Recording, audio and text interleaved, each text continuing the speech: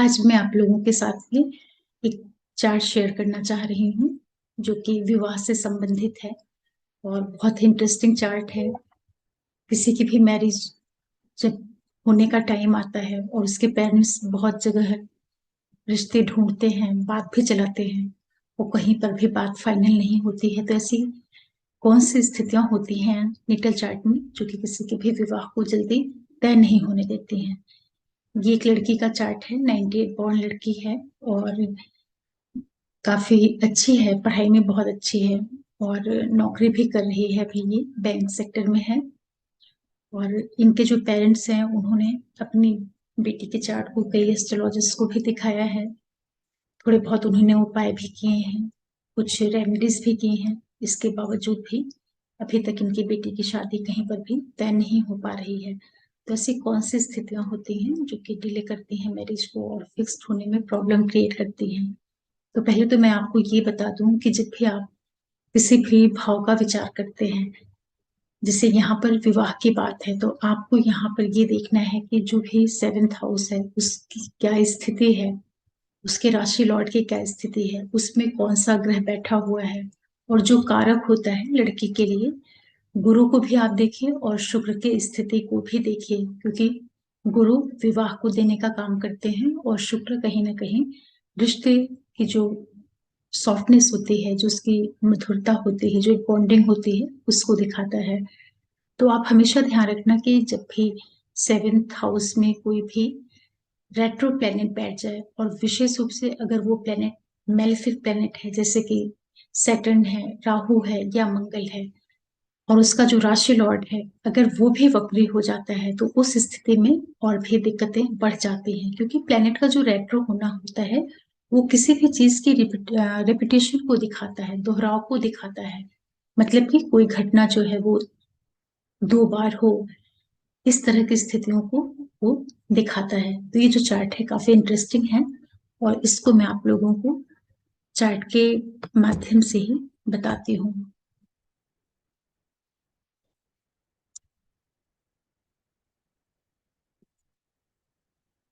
देखिए, ये जो चार्ट है कन्या लग्न का है और इस लड़की की राशि धनु राशि है। इसके विवाह की बात चल रही है और सातवें भाव में जो राशि पड़ती है वो मीन है। मीन का जो राशि स्वामी गुरु है वो फिफ्थ हाउस में बैठा है, वक्री होकर के और नीच का होकर के बैठा हुआ है, जो कि इसके सुख का भी मालिक है और विवाह भाव का भी मालिक है। और पांचवें भाव का जो मालिक शनि बना है वो वक्री होकर के सातवें भाव में बैठा हुआ है, गुरु के घर में बैठा हुआ है। अब ऐसी स्थिति में इसके विवाह में काफी दिक्कतें आ रही हैं। और जो गुरु होता है, जो विवाह को देने का कारक होता है किसी भी कन्या के लिए, जो गुरु का आशीर्वाद बहुत जरूरी होता है। एक तो वो वक्री भी हो गए, उसके ऊपर वो नीच के भी हो गए, डेबिलिएटेड भी हो गए, और किसी भी शुभ ग्रह की उनके ऊपर दृष्टि भी नहीं आ रही है। एक प्लेनेट मंगल की दृष्टि आ रही है और वो मंगल भी इस कुंडली के लिए, कन्या लगन के लिए, जो इसके ऑब्स्टिकल्स वाले हाउसेस होते हैं, तीसरा भाव और अष्टम भाव की लॉर्डशिप लेकर के मंगल सेकंड हाउस में बैठे हैं और चौथे दृष्टि से इस गुरु के ऊपर आस्पेक्ट डाल रहे हैं। तो यहाँ पर जो सेवेंथ हाउस के लॉर्ड की स्थिति है वो काफी मुश्किलों में है, बहुत दिक्कत में है। सेवेंथ हाउस के लॉर्ड के पास चूंकि वो कारक भी बन जा रहा है विवाह का और राशि लॉर्ड भी बन जा रहा है, दोनों चीजों को लेकर के बहुत कमजोर स्थिति में है। और एक मेलेफिक प्लेनेट मंगल से भी दृष्ट है। ऐसी स्थिति में गुरु बहुत बुरी तरीके से पीड़ित हो गया है। इसी के साथ साथ जो शनि वक्री होकर सेवेंथ हाउस में बैठा हुआ है, ये छठवें भाव का भी स्वामी ग्रह बन जाता है। ऐसी स्थिति में इस लड़की के विवाह में काफी दिक्कतें आ रही हैं। और इसमें अगर आप देखते हैं इसको नक्षत्रों के लेवल पर, तो सातवें भाव का जो सब लॉर्ड बना है वो शुक्र बना है और सब लॉर्ड इन नक्षत्र लॉर्ड मंगल बना है, और ये शुक्र और मंगल जाकर के सेवेंथ हाउस से अष्टम होकर के बैठे हुए हैं। तो जो कालपुरुष की सेवेंथ राशि तुला होती है, जो कहीं ना कहीं व्यक्ति की विवाह की क्वालिटी को दिखाती है, वहां पर मंगल और शुक्र का स्थित होना ये दिखाता है कि मंगल का शुक्र की राशि में होकर के आना कहीं ना कहीं इसके अ, खुद की पसंद से जो एक शादी होती है या किसी तरह का जो अफेयर होता है उसको इंगित करता है, या किसी तरह की रिलेशनशिप को टूट जाने को इंगित करता है। तो ये घटना इस बच्चे के जीवन में ऑलरेडी हो चुकी है, और इसके बावजूद भी अभी तक इनकी कहीं पर भी मैरिज नहीं हो पा रही है, नहीं फाइनल हो पा रही है। जबकि ये अच्छे जॉब में है और दिखने में भी अच्छी है, ऐसी कोई प्रॉब्लम नहीं है।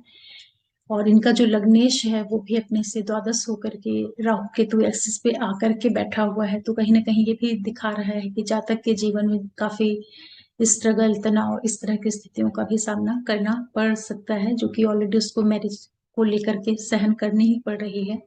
अब यहाँ पर क्या रेमेडीज करें कि इसके विवाह की स्थितियां थोड़ी सी खुलना शुरू हों।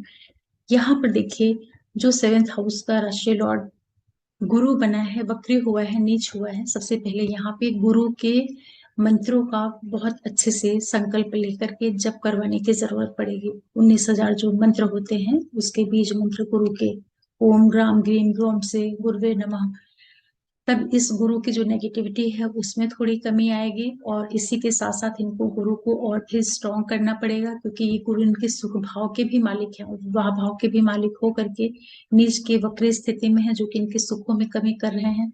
जब गुरु के मंत्र जप को कराएंगे, और शनि जो कि इनका सश्रेष है, इसको भी जब मंत्रों के द्वारा, इसके बीज मंत्रों का जप होगा, तब जाकर के इनके लिए विवाह की स्थितियां निर्मित होंगी। और जब तक इन दोनों ग्रहों की अच्छे से विधिवत शांति नहीं होगी, मंत्रों के द्वारा इनको प्रसन्न नहीं किया जाएगा, इनके जो नेगेटिव इफेक्ट हैं मैरिज को लेकर के उसको जब तक नहीं खत्म किया जाएगा, तब तक बहुत मुश्किल है इनकी शादी की बात को तय होना। और जो भी थोड़ी बहुत इनकी विवाह की संभावनाएं बनेंगी, वो 1 मई 2024 के बाद ही बन सकती हैं, क्योंकि गुरु जब इनके सप्तमेश के लॉर्ड हो करके जब वो ट्रांजिट में आएंगे 9th हाउस में, लग्न के ऊपर दृष्टि डालेंगे, और इनके 9वीं दृष्टि से इनके गुरु के ऊपर आस्पेक्ट डालेंगे, जो कि 7th हाउस के लॉर्ड हैं। तो उस 1 साल के अंदर थोड़े बहुत विवाह की इनकी संभावनाएं बनेंगी, और वो भी तभी संभव है जबकि इनके शनि और गुरु, जो दो इंपॉर्टेंट इनके प्लेनेट हैं, उनको अच्छे से शांत नहीं किया जाता है। ये सारी चीजें इनके चार्ट में दिखाई पड़ रही हैं।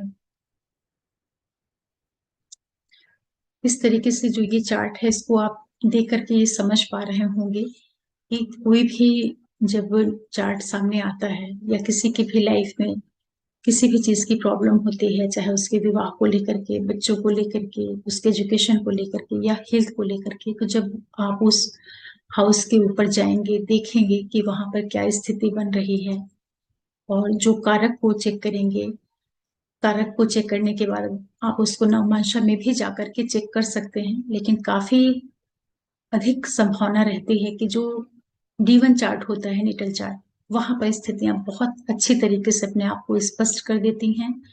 और इस चार्ट में जो 7वें भाव की स्थिति है वो काफी दिक्कत से भरी हुई है। इनके पेरेंट्स को मैंने गाइड किया है, सजेस्ट किया है कि आप इस तरीके से कुछ रेमेडीज करिए और प्रयास करते रहिए।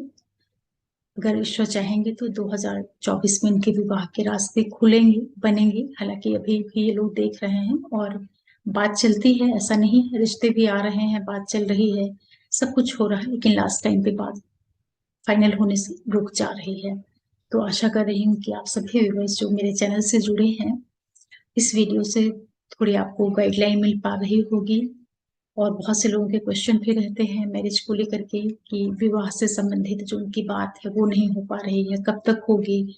तो आप लोग स्वयं से भी अपने चार्ट को देखा करिए कि आपके 7th हाउस की क्या स्थिति है। और जो विवाह का कारक ग्रह होता है, विशेष रूप से स्त्रियों के लिए गुरु को जरूर चेक करना चाहिए, और पुरुषों के लिए शुक्र की स्थिति को चेक करना चाहिए। जब भी ये दोनों प्लेनेट कहीं से भी अफ्लिक्शन में आते हैं, या उनकी स्ट्रेंथ कमजोर होती है, तो दिक्कतें आती हैं चीजों को सेटल होने में।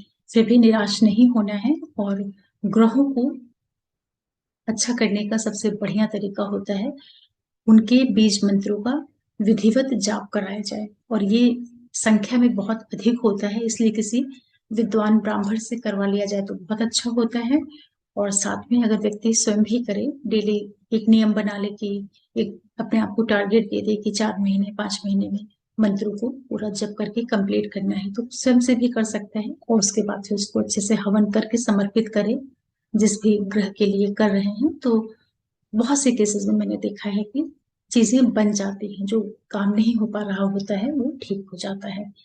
आशा कर रही हूँ कि ये वीडियो आप लोगों को पसंद आया होगा, और आप सभी को आप लोगों के सपोर्ट के लिए फिर से मैं धन्यवाद बोलती हूँ, और फिर कोई नया वीडियो लेकर के आऊंगी आप लोगों के लिए। तब तक के लिए ओम नमः शिवाय, नमस्ते।